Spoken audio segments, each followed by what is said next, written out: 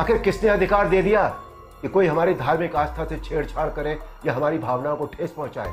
एक बात और सोचने वाली है, किसी और धर्म की परंपरा या मान्यता में जब किसी भी प्रकार का बदलाव या नयापन नहीं किया जाता, तो हमारी सनातन धर्म की मान्यताओं परंपराओं के साथ छेड़छाड़ आखिर क्यों?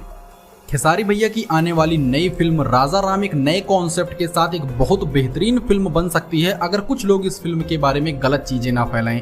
जी हाँ दोस्तों, इस फिल्म का नाम है राजा राम और इस फिल्म के अंदर आपको कुछ टाइम के लिए खेसारी भैया प्रभु श्री राम के किरदार में नजर आएंगे, लेकिन जो लोग कुछ खेसारी भैया से जलते वगैरह हैं वो लोग इस फिल्म के बारे में बहुत ज्यादा गलत चीजें फैला रहे हैं। सबसे पहले बात कर लेते हैं इस क्लिप की। तो इस क्लिप को बहुत लोग जोड़कर ये बता रहे हैं कि खेसारी के प्रभु श्री राम बनने पर लोग विरोध कर रहे हैं। तो बात कर लेते हैं अरुण गोविल जी वाली क्लिप की। तो दोस्तों हम आपको बता दें, ये जो क्लिप है इसको उन्होंने खेसारी भैया के लिए नहीं बल्कि आदि पुरुष फिल्म के टाइम पर बोला था, लेकिन कुछ लोग इंस्टाग्राम पर इस क्लिप को एडिट करके पोस्ट कर रहे हैं जिससे खेसारी भैया की फिल्म की रेपुटेशन कम हो सके।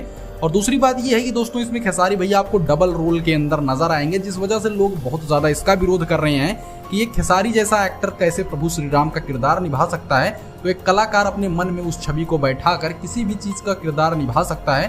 खैर दोस्तों, आपको क्या लगता है खेसारी भैया प्रभु श्री राम का किरदार निभा रहे हैं सही है या नहीं, हमको कमेंट करके जरूर बताइएगा।